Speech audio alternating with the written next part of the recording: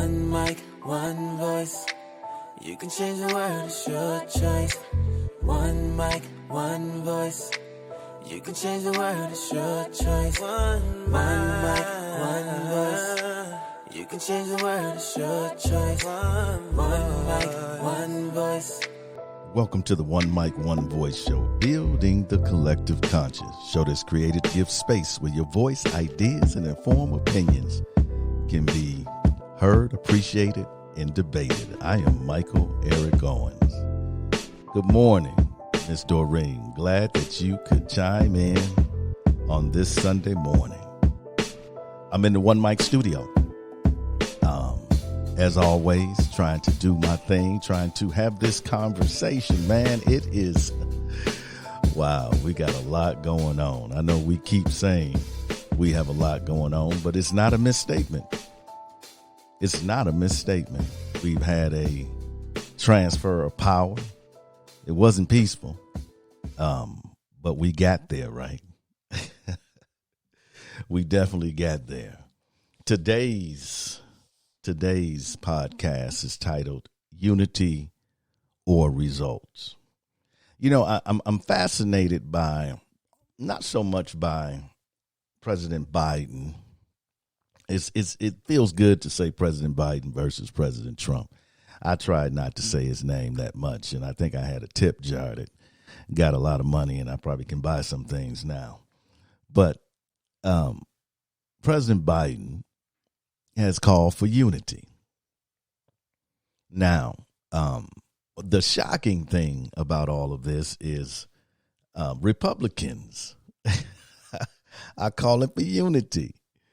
The MAGA folks, the Make America Great Again, to take us back to a time when we didn't have equal rights or equity or social justice, take us back to that slavery, that Jim Crow, that mass incarceration, that separate but equal. I don't know what time they wanted to take us back to, but it wasn't good for everybody.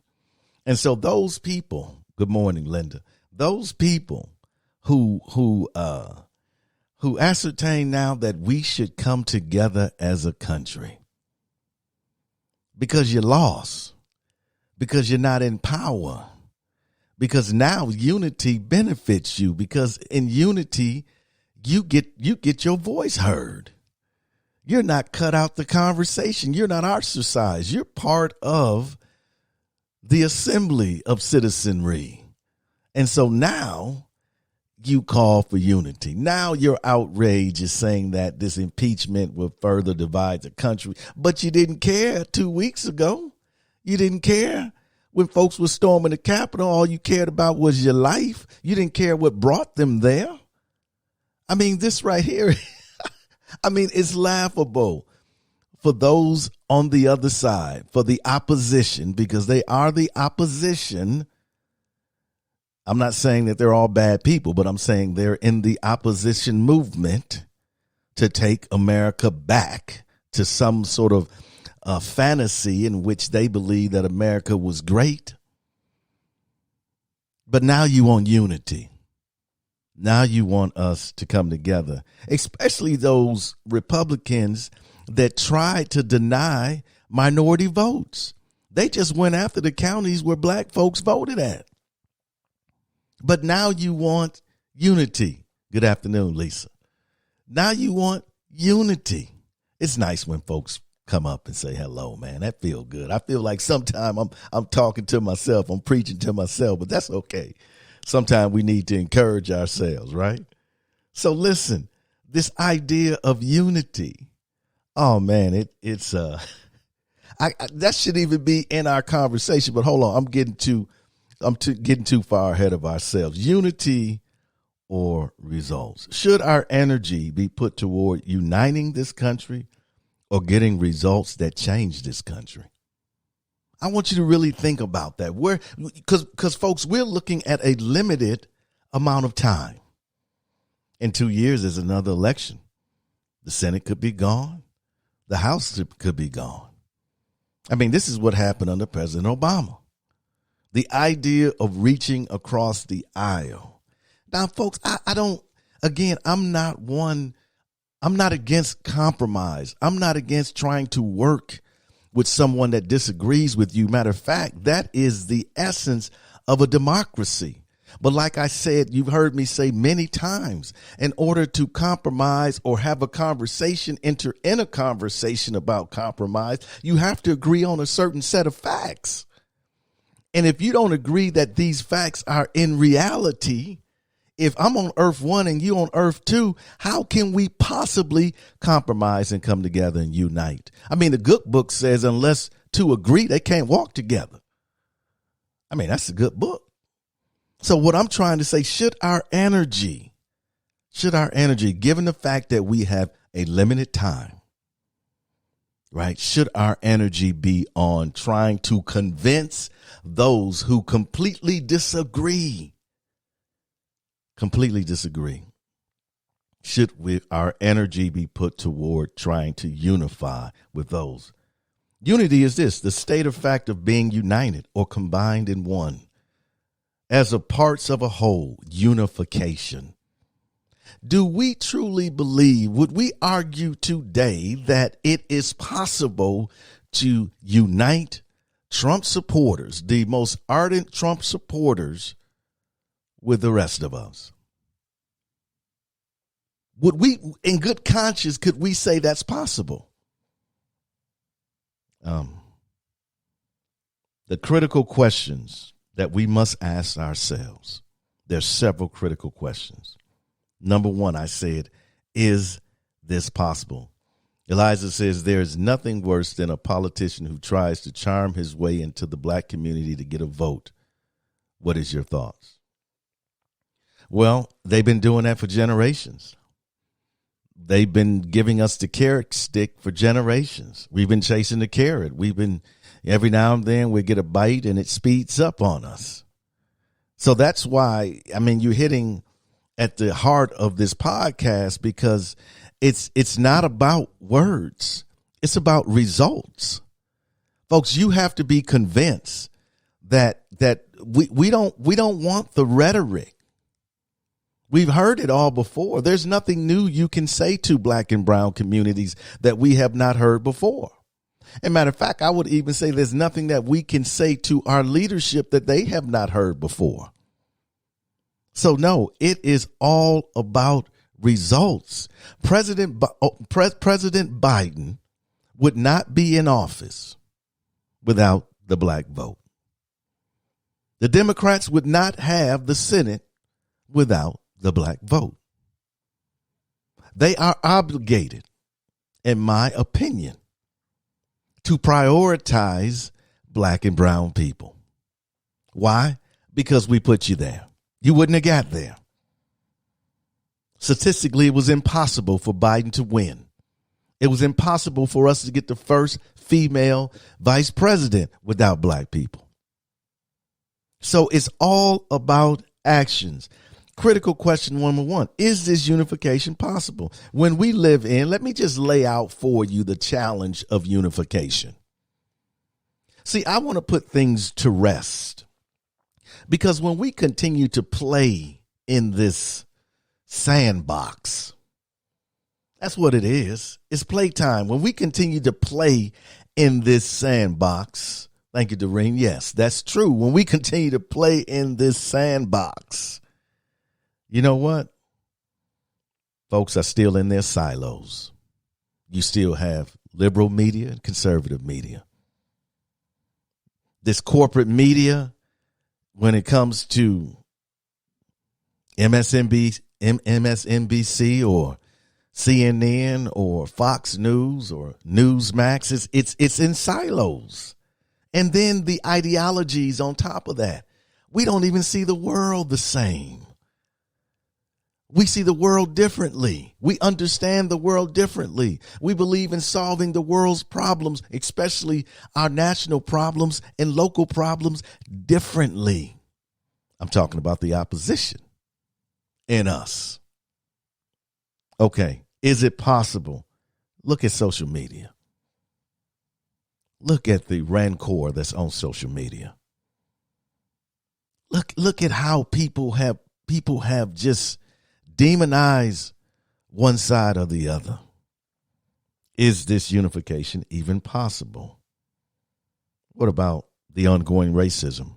When people won't even acknowledge that racism is a thing, and people won't even acknowledge that social justice should be a priority, not to mention white nationalism and white supremacy. White supremacy. Can we unify with white supremacists when their ideology simply says that someone that looks like me shouldn't even be in this country?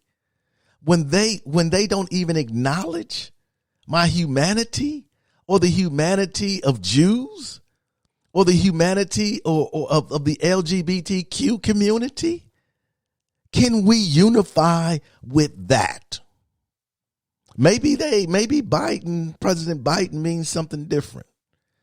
Well, he needs to quantify that. He needs to come out and say, look, this is what I'm talking about, unifying those who think like us and those who believe in the equality of humanity. I don't know. But when I hear we need to unify as a country, that includes the white nationalists and the white supremacists, the neo-Nazis, the ones that say Jews will not replace us, the one that took Heather Heyer's life. Is it possible? Number two, what does this unity look like? Folks, we have never had unity in this country.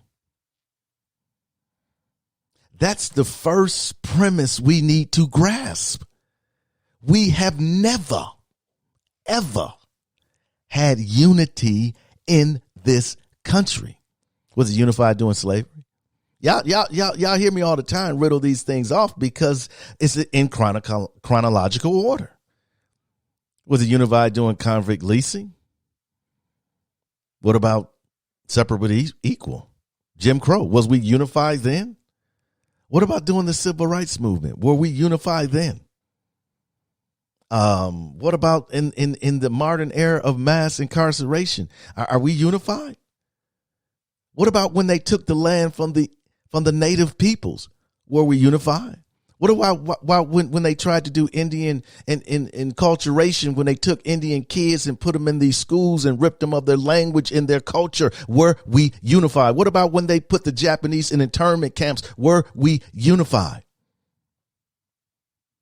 We have to first face the truth. And the truth is we have never been unified. So what people are calling for is something new, something we have not experienced. Matter of fact, I'll say to a great degree, something that we don't even know how to get to. So again, what does this unification look like? It looks like a new America. It looks like one we haven't seen before. It looks like the very people that are saying that we need to go back won't. It looks like equality, equal opportunity, power sharing. Yeah, I've heard a lot of that coming from me. Power sharing. I'm going to talk a little bit about that in a minute. New community policing and so forth. Something we have not seen yet. And again, the next question is, how will this happen? How will it happen? Who will lead us? If you notice, the majority of executive orders that President Biden has signed are federal responses to local problems. If we want a shot at some form of unity, it starts and ends on the local level. You might say, well, hold on now. What are you talking about? Biden's doing some good things. I have no problem with how this president has started out. But let me be clear. Everybody starts at the same line when you run the race. Everybody starts. It's not how you start. It's how you run your race and how you finish your race. So, yes, the start is great. I give you A+ for that. But I'm not concerned about start because many have started out well. I want to know how you're going to run it and also how you're going to finish. And when you finish, in this instance I'm talking about, Mr. Biden, things better be well improved in black and brown communities. But let me give you an example of why I say it starts and ends on the local level. Okay. Remember that Brown versus Board of Education? Remember that Supreme Court decision that desegregated the schools? Why? Why? So that blacks could have access to education, and also so that you could have this connectiveness between races, right? To bring equality and bring people together across racial lines. Now, today, our schools are more segregated than ever. And even when you have a small segment of diverse peoples, whether it's in a company, whether it's in school, whether it doesn't matter what happens, they stick together. They stick together, therefore keeping the walls of misunderstanding up. You see, unification goes beyond an executive order or law. This is about the condition of one's heart, one's character, one's worldview, and one's sense of morality. This is about what does it mean to be human and to be treated and respected as a human, being born of a mother with the same rights as anyone born of a mother. Can America do this? This has a lot to do with a person's ability to empathize with others. One must approach their own ignorance and prejudices of others. One must confront the injustice right before their eyes. Can Americans do this? Of course they cannot. Can I get an amen? We can't do this. There's a reason why we are still dealing with the skin color of an individual in this country. Is because we are incapable. We are truly incapable up to this point of looking beyond the pigment of one's skin. Elijah says, I understand the pandemic is the number one topic in the country, but does it seem the media has stopped focusing on racism plaguing the world? Of course they have. Of course they have. And that speaks to what I'm just going to describe right now. Most Americans run from the truth. They deny the truth. They are gullible and accept the narrative that is most comfortable to them. You see, talking about racism and dealing with the problems that stew from that is this. It's painful. It makes you look not only at yourself, but at others. It unearths the hate, the bigotry, the violence. Yeah, racism equals violence. So it's painful. It's much easier to put it on the back burner. It's much easier to do that. Most Americans are gullible. They are. And they have short memories. I mean, we are a country, and I have always said this, and let me just toss this in there. Folks know I was in the Navy for 13 years. So I gave 13 years of my life. I think I can criticize this country. So you find here that Americans, they want to move past it. They don't have the capacity for the long haul. That has been my worry when it comes to the woke generation. Because some of us have been in this struggle for decades. Some of us have been standing on the mountaintop yelling year after year to now what you realize to some degree. But even that realization is overpowering to you. So you have to step away. Oh, it's too much. I can't deal with it. Well, black and brown folks been dealing with this for how long? A very long time. You see, throughout the years, some of my many white brothers and sisters have told me that police brutality wasn't a thing. They would justify these killings. They would say, you know, hey, Michael, just if he hadn't have ran, or if he had just cooperated, right? Yet there was George Floyd, Brother Floyd, executed before our very eyes.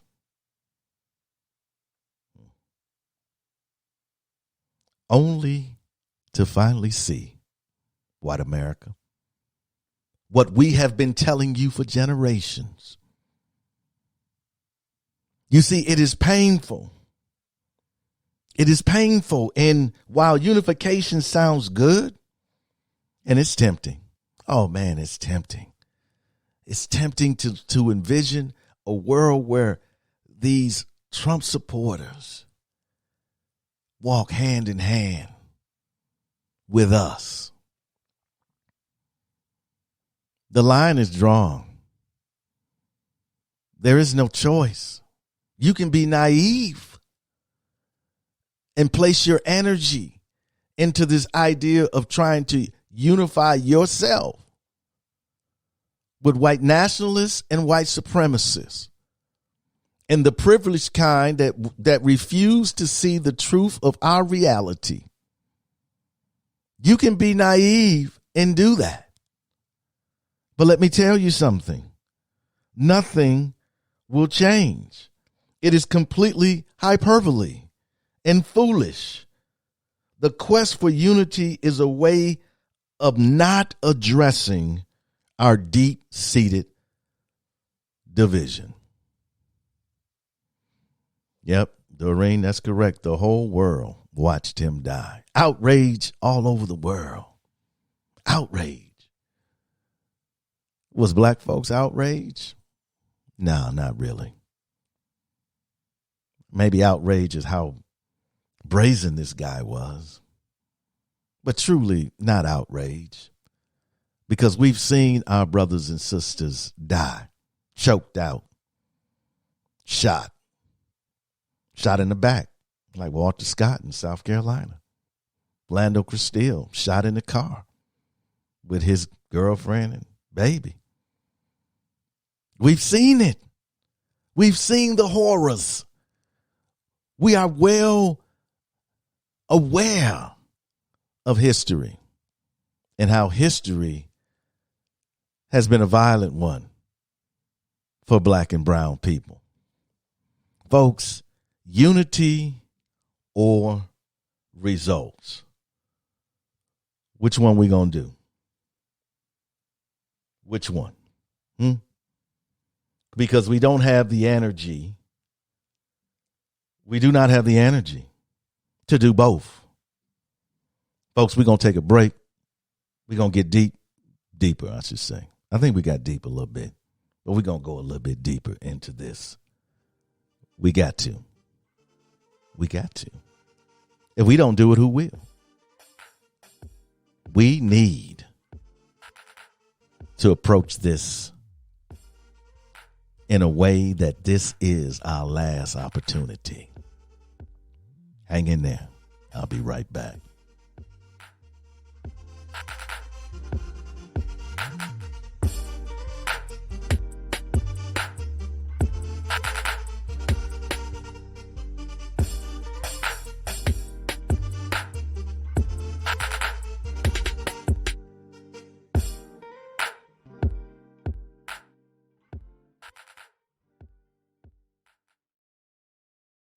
This is Michael Eric Owens, host of the One Mic, One Voice show. I want to give a shout out to all of our listeners all across the globe. Thank you for your undivided attention and for your conversation. You can catch us every Sunday on YouTube, 12:30 p.m. Central Standard Time. And you can also catch us on Podbean, Stitcher, Spotify, iTunes, on any one of those lovely, wonderful podcasting platforms you love to listen to. Please always remember, you can change the world. It's your choice.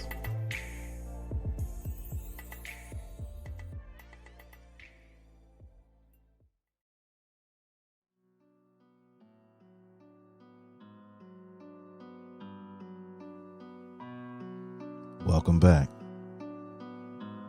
You can change the world. It's your choice. But we all got to make that choice. Oh, one man, a woman can shake up the world. Mother Teresa, Dr. King, Gandhi, Malcolm X. The list goes on and on. But together is where our victory resides.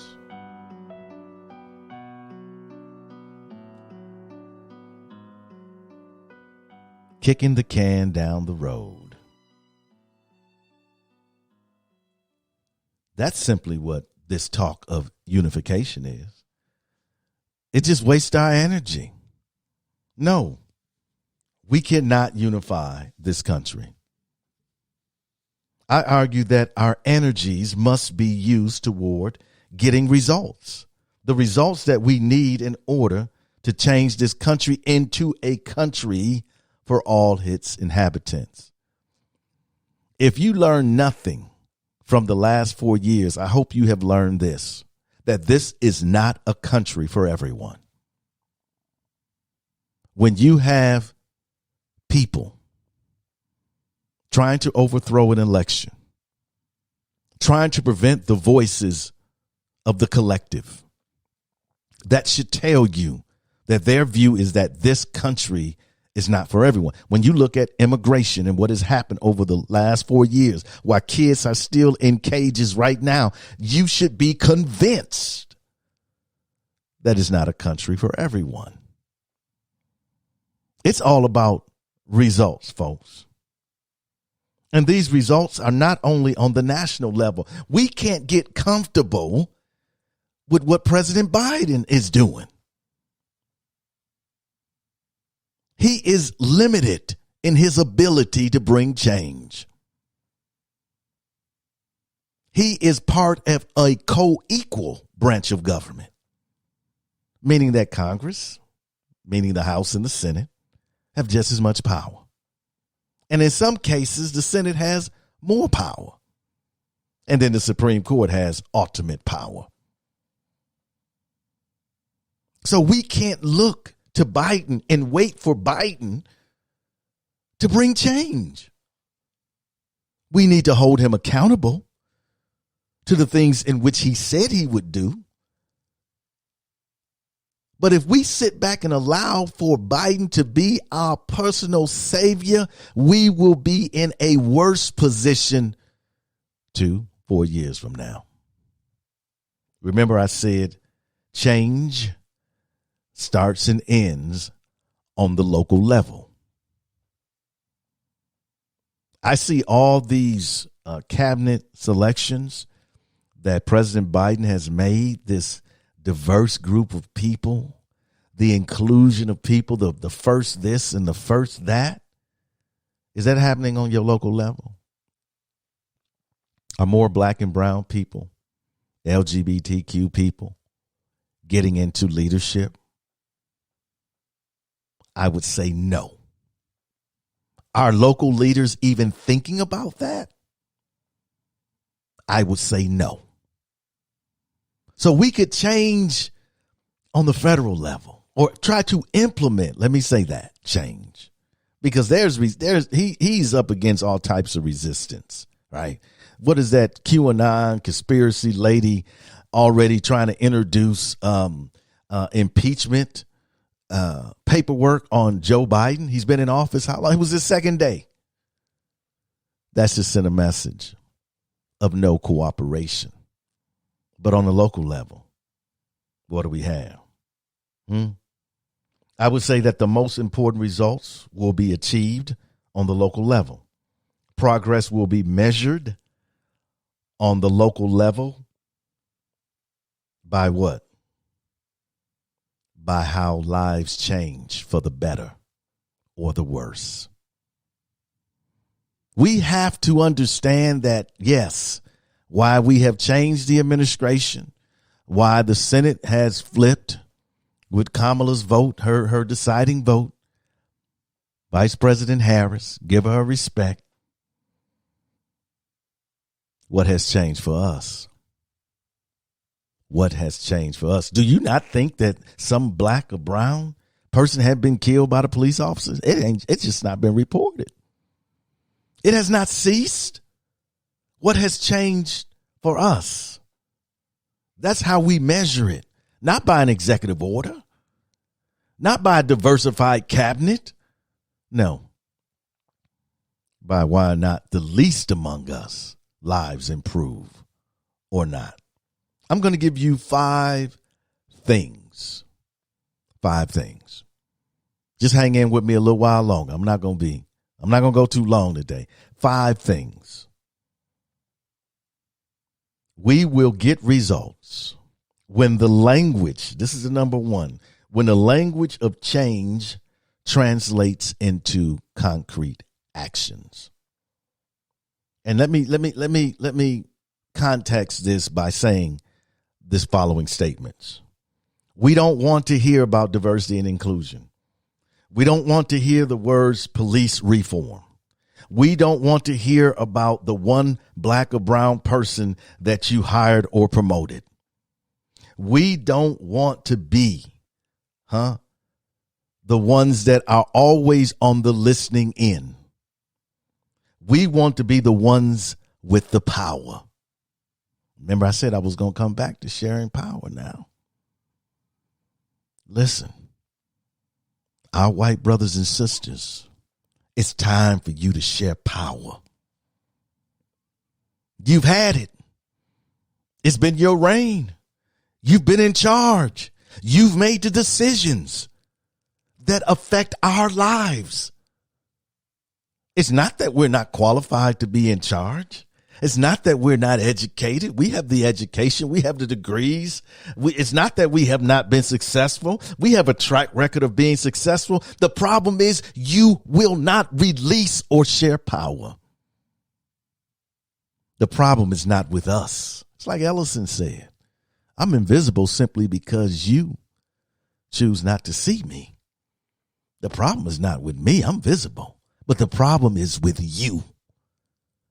And until our white brothers and sisters in power decide that, listen, this doesn't belong to me. I'm not entitled to this. This belongs to us all. And until we have that level of power sharing, no change will come. None will come. We want to be the ones with the power to address and to implement, get this, diversity and inclusion. This is what kills me. And again, I'm not trying to be critical, but I'm being analytical. How can our white brothers and sisters lead diversity training? How can they do that? They're not in that group. How can you stand up there and tell me what diverse policies are best when you're not a diverse person? When you are a privileged person? And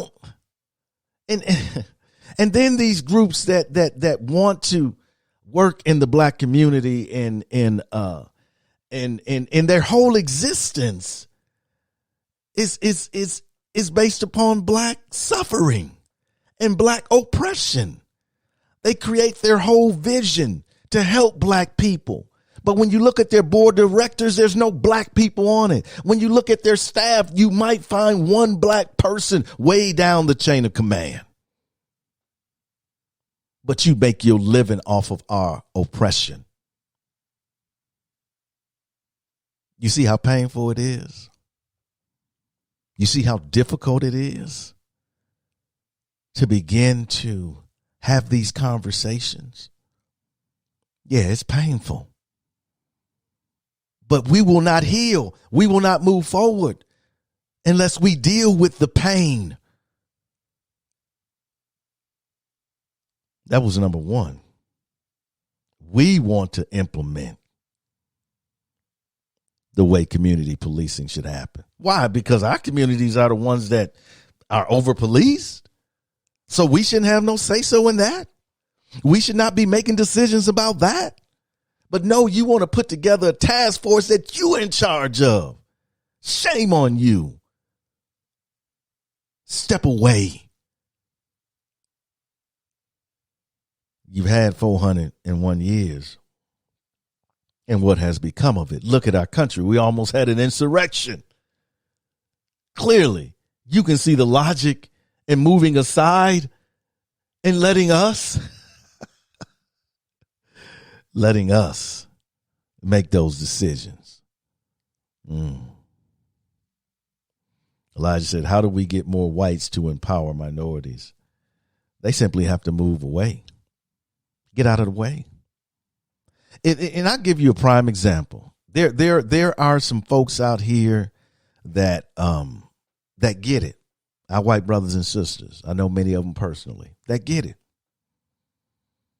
that see it, that understand it, and that work on behalf of trying to bring some sort of equality.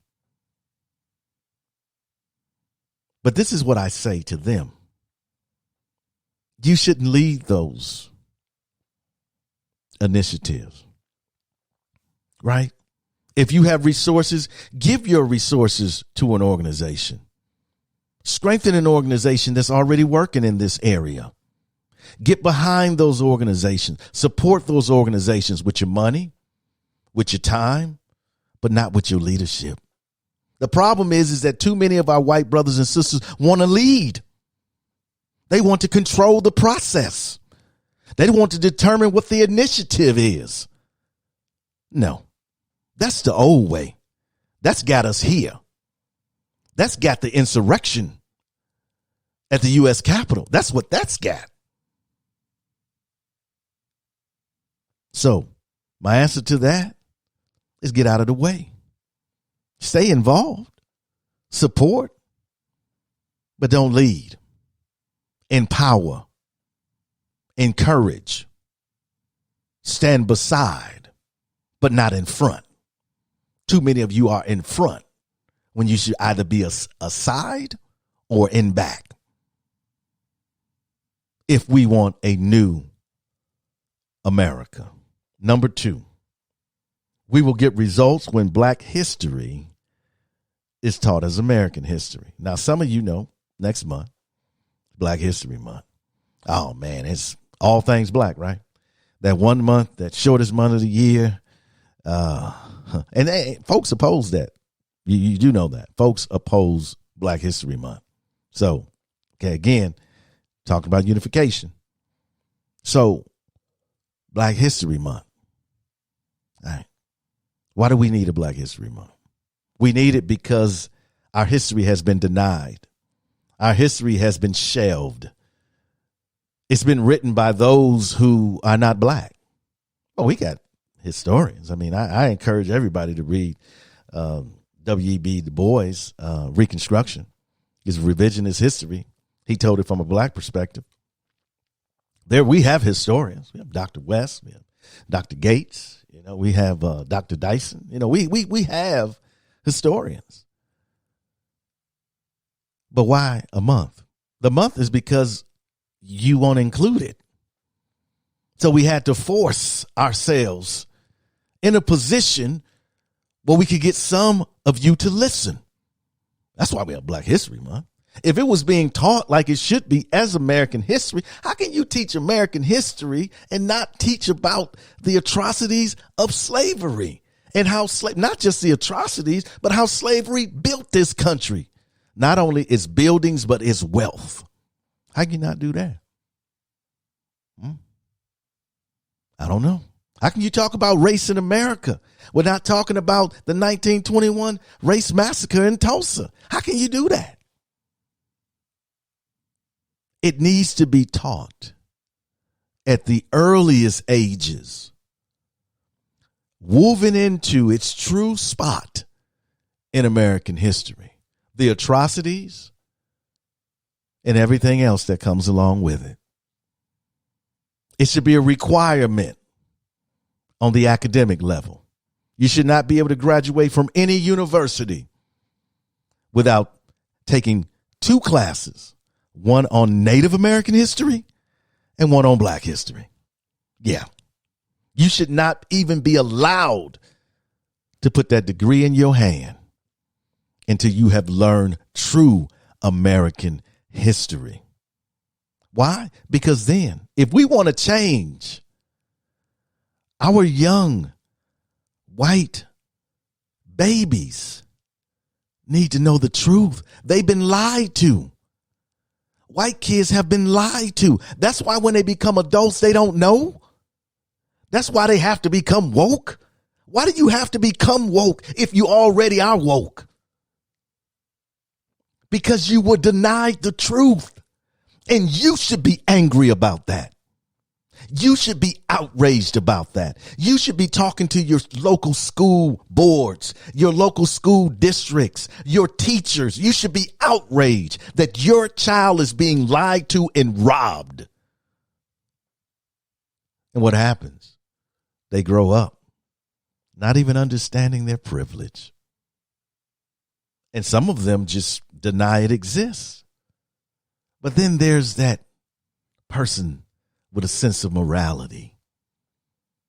Yeah, a sense of humanity, a sense of self that discovers they've been lied to. They say, this is wrong. And then they say, now I'm woke. The very fact that you had to get woke is a problem. That's why it is so important. Do not dismiss this as just some simple truth I'm trying to deliver to you today. Black history must be taught. And if you paid a decent salary and gave teachers what they deserve to get, that shows them how much we value them. Get this. You have some black and brown teachers in there. I mean, salary's not everything, but you know what? It's part of the equation. That's number 2. Number 3, we will get results when cities create minority. Get this. Some of you might not understand this, but when we create minority community development corporations, what can a community development corporation do? It can rebuild a community economically, not just housing, but businesses. You have them in cities, but they're not in a black community. You find sprinkled throughout. I think Detroit has one, which is very vibrant, which is rebuilding Detroit's infrastructure in the black community, doing some great things up there. But normally you don't have those. We need a community development community in every black community in the United States. And we should have access to community block grant funding just like those other organizations who are not run by black people. Why? It's only fair. Why? The time is up for black folks to continue to ask our white brothers and sisters, can we have something? When we are capable of making those decisions for ourselves. The time is up. But then you got to share power, though. You got to let go of it. You see, the illusion has been it's been yours all along. It belongs to you. It doesn't belong to you. You just took it. And in most cases, you took it by force. The native people didn't want to leave their land, but you took it. You took it by force. The Africans didn't want to be enslaved, but you took them. You took them by force. We didn't want to use a different bathroom or sit in the back of the bus or go to the back to get our food, but you forced us to. This is the truth. Am I lying? Am I not telling the truth? The Ring said, yes, it needs to be taught Native and Black history. Am I not telling the truth? But it's painful. I get that. But when you think, listen, my white brothers and sisters, when you think it is painful for you, think about how painful and traumatic it has been for us. We have been trying to tell you. Dr. King tried to tell you. Master X tried to tell you. We tried to tell you. That's why I'm trying to tell you. As I said when I started out, I'm not saying anything that has not been said before. I'm an echo. I'm a voice. Isn't that what John said? I'm a voice crying in the wilderness. That was number 3. Number 4. I only got 5 of them, so I'm almost done. We will get results when mayors, I didn't say governors. There's a reason why I didn't say governors. Mayors across the country declare white supremacy a local health crisis.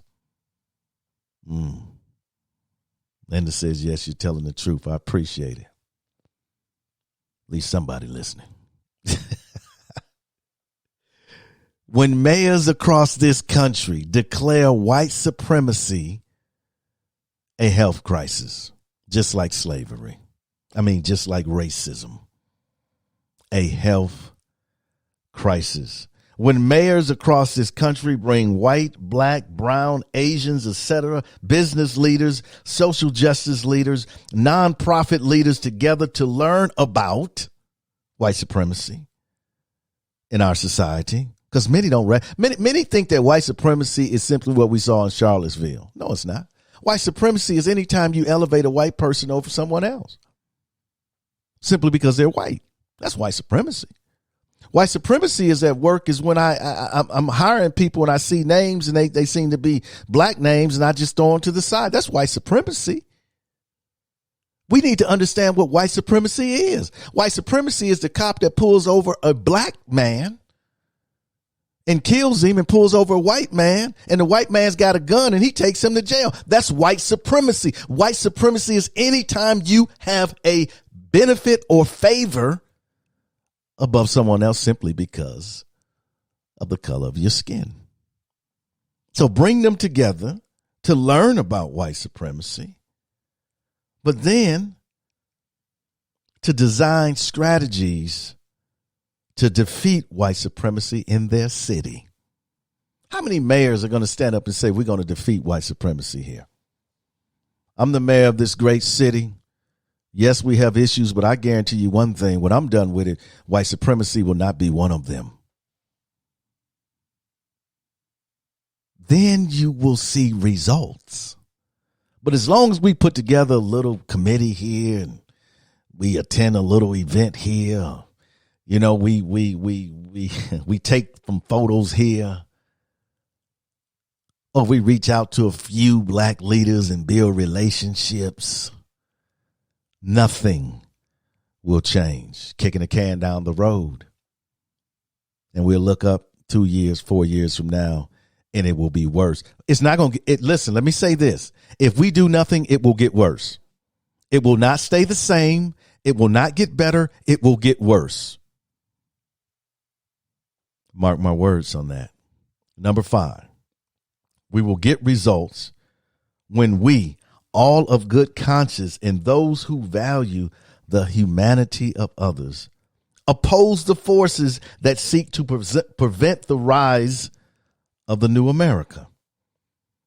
We will isolate them to the corners of our society when we stand up in concert against hate, racism, discrimination, xenophobia, sexism, and the like. It doesn't matter. And this is where it becomes so hard. And I understand how difficult this can be. But it becomes so hard when you have to stand up against your significant other, against your parents, your friends. Not so hard against a local official or congressional leader, but what about against your pastor or your priest? Yeah, it becomes hard then. It becomes difficult then. Standing up is not, it's not easy. You ever been a whistleblower? Yeah, been there, done that. Usually crucified for it. But I wouldn't change it because it's the right thing to do. We will see results when we stand up. When it doesn't matter. We must stand up against them. And if we do, we will clear a path, folks, for equality, justice, reparations, accountability, and truly lay down a landscape where everyone can live without fear. Are you comfortable with a segment of this population living in fear? Are you comfortable with a segment of our population going to bed hungry every night? Are you comfortable with the mothers that have lost their children and every day they're living with the aftermath of that? Are you comfortable with the homeless? Are you comfortable with the least among us suffering more and more each and every day, while your life seems to be going great? Are you comfortable? You see, the only way things will begin to change is when you are uncomfortable. That's what this conversation is about. I mean, the great architects of change will tell you nobody wants to change until things get uncomfortable. As we used to say in the Navy, if you want to change things, you have to make waves. Ship's got to get a little rocky. You see, unity or results. We should want results. Unity is just, it's a foolish concept. It's a foolish concept. With those who oppose the new America. But with results, it will not come easy. It will be painful. It will be difficult. You will lose friends. Might even lose relatives. But doesn't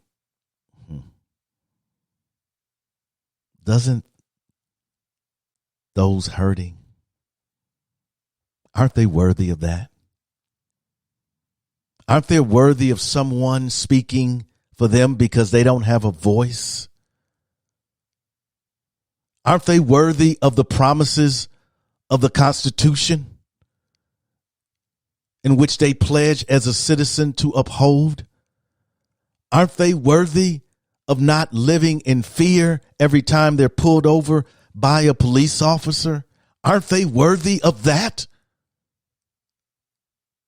New movements. Get out of the way. I like that, Eliza. You see, give up on that unity thing, folks. Now, I know I'm going to get some criticism this week. I always get criticism, and that's okay. But what I want is results. I want people's lives to be improved. I want people to have access to health care, equal access to health care. I want people to have equal access to education. I want to see in America where everybody is treated equally, fairly, This is the new America I'm talking about. This is the opportunity we have if we get out of the sandbox and stop playing with things like unity. Let's get in the vehicle and start talking about how do we arrive at results, because history will speak of us. Somewhere in the distant future, a scribe will reach down deep into the archives of our time, and what will she find? Will she discover that we overcame our differences? Will she find that out of many we became one? Or will she find that we solved nothing and remain a divided peoples? Yes, history will speak of us. You can change the world, it's your choice. We can make a difference if we try. We can be the change that's in our lives. All we gotta do is work together. We gotta raise our children better. We gotta stop the hate, and spread the love. One mic, one voice. You can change the world, it's your choice. One mic, one voice. You can change the world, it's your choice. One mic, one voice. You can change the world, it's your choice. One mic, one voice. You can change the world, it's your choice. Your choice.